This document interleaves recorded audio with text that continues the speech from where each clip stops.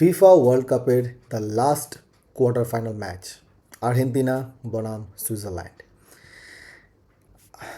আর্জেন্টিনার যে শেষ দুটো ম্যাচ, বিশেষ করে শেষ ম্যাচটি ইজিপ্টের বিরুদ্ধে, গোটা বিশ্বে আলোড়ন ফেলে দিয়েছে। ম্যাচ রেফারি, ফিফা পক্ষপাত দুষ্ট কিনা এই নিয়ে বারবার গোটা বিশ্ব দুই ভাগে বিভক্ত। আমরা এখন সেই তত্ত্বে যাব না, কারণ দুই পক্ষেরই সমান দুটো যুক্তি আছে। যদিও ফিফা তার নিজের যুক্তি দিয়েছে, তার যুক্তি দিয়ে বলেছে যে এটি কোনো রকমভাবেই বিতর্কিত নয়। বহু ফর্মার ফুটবলার, কোচ, রেফারি আর্জেন্টিনার সপক্ষে কথা বলেছে, কেউ কেউ আবার ইজিপ্টের সপক্ষেও কথা বলেছে। তাই এই বিতর্কে না গিয়ে যে ফলাফল আমরা বদলে দিতে পারবো না, যে ফলাফলের আমাদের কথাতে বা আমাদের কোনো কিছুতেই যে ফলাফল বদলাবে না, তাই সেই নিয়ে কথা বাড়িয়ে লাভ নেই। যেটা হবে সেটা নিয়ে কথা বলা উচিত। সেটা হলো কোয়ার্টার ফাইনালের লাস্ট ম্যাচ, আর্জেন্টিনা বনাম সুইজারল্যান্ড। এটা সেই ধরনের ম্যাচ যেটা কাগজে কলমে যতটা ইজি মনে হচ্ছে ততটা কিন্তু ইজি হবে না, কারণ এটা ঠিক ততটাই ট্রিকি হবে। Argentina defending champion, Messi the magic man আছে, বিগ গেম অরা এবং প্রতিটি বিগ ম্যাচে কীভাবে খেলা নিজেদের দিকে আনতে হয়, কীভাবে নিজেদের পজিশন ধরে রাখতে হয়, কীভাবে একটা খেলাকে গ্রিপে আনতে হয়, নিজেদের টেম্পো সেট করতে হয়, এটা আর্জেন্টিনা করে আসছে এবং দীর্ঘ বছর ধরে করে আসছে। ম্যাচ উইনার শুধু নয়, তারা ম্যাচকে নিজের কন্ট্রোলে রাখে। কিন্তু কাবো ভার্দে এবং ইজিপ্টের সঙ্গে খেলাতে একটা জিনিস পরিষ্কার হয়ে গেছে যে আর্জেন্টিনাকে কিন্তু চাপে ফেলা যায়। প্রায় 77 মিনিট পর্যন্ত 2-0 এগিয়ে ছিল ইজিপ্ট, এবং আর্জেন্টিনার যে দোষগুলো ছিল, যেমন ফাইনাল থার্ডে গিয়ে গোল করতে না পারা, মানে ফিনিশিংয়ের অভাব। এখনও পর্যন্ত হুলিয়ান আলভারেজ বা লাউতারো মার্তিনেজ সেইভাবে খেলা দেখাতে পারেনি। মিডফিল্ড তবুও একটু আগের থেকে বেটার হয়েছে বলে আমার বিশ্বাস, কারণ আগের ম্যাচে যে জায়গায় একটু ক্ষেত্রে আর্জেন্টিনা এগিয়ে ছিল, তার মধ্যে অবশ্যই আমাদের মিডফিল্ড।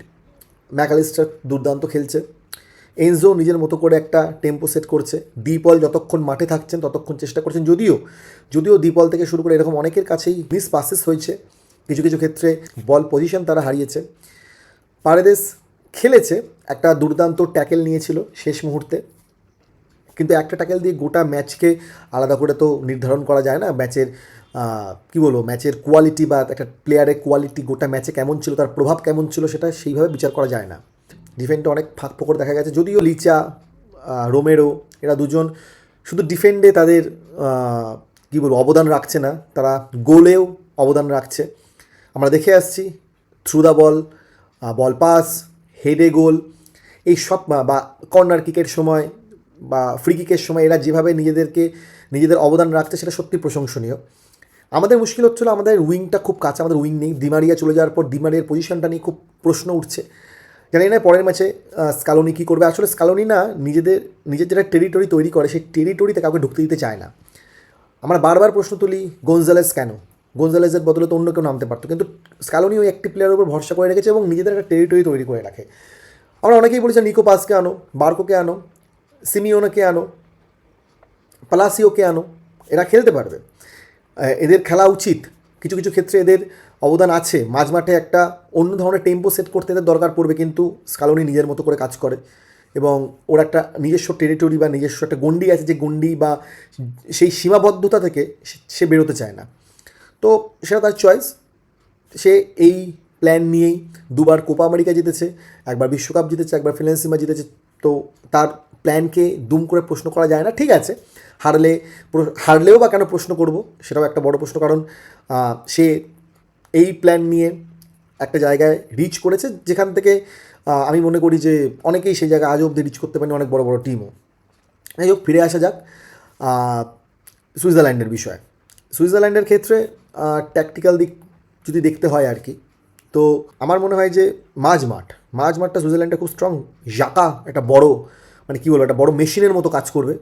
ওদিকে ডিফেন্ডে আকানজি অনেক অভিজ্ঞ একজন ফুটবলার, ওর অভিজ্ঞতা কাজে লাগবে। এছাড়াও যে সেন্ট্রাল জোনের ক্ষেত্রে মেসির পকেটটা বন্ধ করার ক্ষেত্রে আকানজির ভূমিকা থাকবে। আর আমার মনে হয় যে ওদের মানজাম্বি কি প্লেয়ার, এবং ও যদি ফিরে আসে আর কি চোট সারিয়ে, শুনছিলাম চোট আছে, তাহলে কিন্তু একটা দুর্দান্ত ব্যাটেল দেখতে পারবো। আমার মনে হয় কোথাও গিয়ে আর্জেন্টিনা ঠিক করা উচিত যে ফাইনাল থার্ডে কী করে বল পজিশন ধরে রেখে বিষয়টাকে গোলে কনসিড করা। কারণ সুইজারল্যান্ড ওরকম টিম নয় যে লো ব্লক ডিফেন্স করবে, সুইজারল্যান্ড মিড ব্লকে আটকে দেবে পুরো জিনিসটা, এবং সুইজারল্যান্ড অ্যাটাক করবে।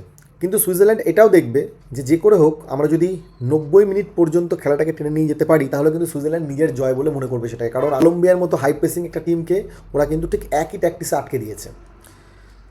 খুব হালকাভাবে কিন্তু সুইজারল্যান্ডকে নিলে চলবে না। ইতিহাস অনেক কিছু বলে, তথ্য অনেক কিছু বলে, স্ট্যাট অনেক কিছু বলে যে সুইজারল্যান্ডের কাছে কোনোদিনই আর্জেন্টিনা হারেনি বিশ্বকাপে। কিন্তু তার মানে এই নয় যে হারবে না, কারণ আমরা এই বিশ্বকাপে এমন অনেক জিনিস দেখেছি যা আগে বিশ্বকাপে হয়নি, কিন্তু এই বিশ্বকাপে বারবার দেখতে পেয়েছি, তার পুনরাবৃত্তি ঘটেছে। কে বলে কী হবে কেউ জানে না। তাই আর্জেন্টিনার দুটো জিনিস এখানে প্রমাণ করার আছে। এক, যে সত্যি ফিফা বায়াসড নয় আর্জেন্টিনার টিমটা, এবং তারা কোনোভাবেই ফিফার থেকে কোনো রকম অতিরিক্ত সমর্থন পাচ্ছে না অফ দ্য পিচ।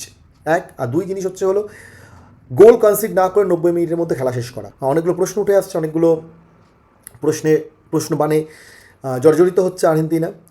বুড়ো বয়সেও, 39 বছর বয়সেও একা কাঁধে মেসিকে মনে হচ্ছে যেন ভার বহন করছে। 2022 সালে এইটা ছিল না, কিন্তু 2026-এ সেটা প্রমাণ হচ্ছে আবারও কি সেই মেসি কেন্দ্রিক খেলা হয়ে গেল। কারণ মেসি যতক্ষণ ফাইনাল থার্ডে খেলার চেষ্টা করছিল ততক্ষণ কিন্তু গোল পাচ্ছিল না ইজিপ্টের ক্ষেত্রে। যেই দিমারিয়ার পজিশনটা নিল বা একটু পিছনে এলো বা বল মানে গোল মেকার হিসেবে কাজ করতে লাগলো, সঙ্গে সঙ্গে কিন্তু খেলা বদলে গেল। তাই মেসির উপর যতটা প্রেশার কমানো যায়, দায়িত্ব নিতে হবে আমাদের। লাউতারো মার্তিনেজ থেকে শুরু করে আমাদের আলভারেজ, আমাদের যদি নিকো পাসকে খেলানো যায়, বার্কোকে খেলানো যায়, সিমিওনে আমাদের অনেকটা উইংয়ের কাজ করতে পারে, তো সেগুলোকে একবার চ্যানেলাইজ করা যায় কিনা সেই দিকে আমি আশা করছি এটা নজর দেবে। আর্জেন্টিনার যে মূল দিকটি ছিল যে প্রথম দিকে গোল করে দাও, ম্যাচকে নিজের গ্রিপে আনো, পাস খেলো, সুযোগ পাও, থ্রু দ্য লাইন বল দিয়ে গোল করে দাও, সেইটা কিন্তু ধরা পড়ে গেছে। সেই ট্যাকটিক্স ধরা পড়ে গেছে। যেমন 2010-এর পরে স্পেনের দিকে দেখা ধরা পড়ে গেছিলো, এটাও কিন্তু ধরা পড়ে গেছে। এই রিদমটা কিন্তু ব্রেক করেছে কাবো ভার্দে, ইজিপ্ট। আমি আশা করি সুইজারল্যান্ডের কোচ আরাম করে বিষয়টাকে ব্রেক করতে পারবে। আর্জেন্টিনা যদি 20 মিনিটের মধ্যে গোল দিয়ে বিষয়টাকে নিজেদের গ্রিপে আনতে পারে, এবং 20 মিনিট পর আরেকটি যদি মানে ফিক্সড ডিপোজিট গোল করে রাখে পরবর্তীকালের জন্য, তাহলে হয়তো, এবং সঙ্গে যদি একটা ডিফেন্ডিং যদি ঠিকঠাক থাকে, তাহলে আমার মনে হয় ভালো হলেও হতে পারে। কারণ এখন তো কিছুই বলা যাচ্ছে না। 77 মিনিটে 2-0 থেকে 3-2 খেলা ঘুরে যাচ্ছে, 85 মিনিটে 2-0 থেকে 3-2 খেলা ঘুরে যাচ্ছে। সে যে টিমের জন্যই হোক হচ্ছে, কোনো টিমকে ছোটো বড়ো মানা যাবে না। এত দূর পর্যন্ত যারা এসেছে তারা সকলেই ভালো টিম, নিজের যোগ্যতায় এসেছে। আমার মতে যদি প্রেডিকশন বলা হয়, অবশ্যই স্লাইটলি আর্জেন্টিনা এগিয়ে আছে, স্ট্যাট ইতিহাস তথ্য থেকে আর্জেন্টিনা এগিয়ে আছে। কিন্তু ম্যাচ উইনিং কোয়ালিটি থাকুক, ফর্মার ওয়ার্ল্ড কাপ চ্যাম্পিয়ন হয়ে থাকুক, অন দ্য পিচ সেদিন যে যারা খেলছে সেটাই তার ভাগ্য নির্ধারণ করবে। অঘটন আমি বিশ্বাস করি না এই কোয়ার্টার ফাইনালে কোনো অঘটন ঘটবে। যদি ঘটে তাহলে বুঝতে হবে সেই দিন সেই টিমটি দুর্দান্ত খেলেছে, কারণ এই জায়গায় এসে অঘটন ধুম করে হয় না। তো প্রেডিকশন আর্জেন্টিনা স্লাইটলি এগিয়ে আছে, বাট ক্লিন কমফোর্টেবল তো আমি দেখতে পাচ্ছি না। অনেক বেশি ভালো খেলতে হবে। যে জায়গাগুলো ধরা পড়েছে সেই জায়গাগুলোতে কাজ করতে হবে, মন দিয়ে কাজ করতে হবে। আশা করছি একটা দুর্দান্ত খেলা দেখতে পারবো। আর মোটামুটি কটা খেলা, 3-4টে খেলা থাকবে এরপরে। সেমিফাইনাল 1, সেমিফাইনাল 2, থার্ড পজিশন এবং ফাইনাল। আর কয়েকটা দিন ফুটবল বিশ্বকাপের এরকম তথ্য বিশ্লেষণের জন্য জুড়ে থাকুন আমাদের সঙ্গে।